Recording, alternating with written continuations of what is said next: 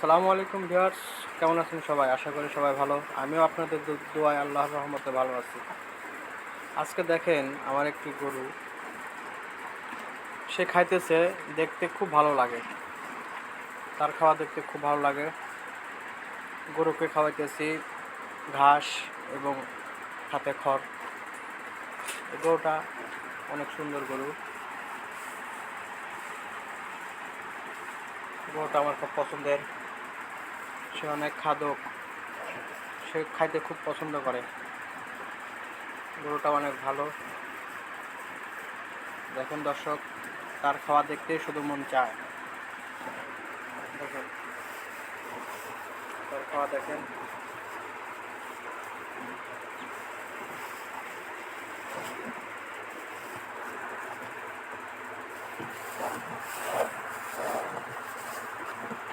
দেখেন দর্শক।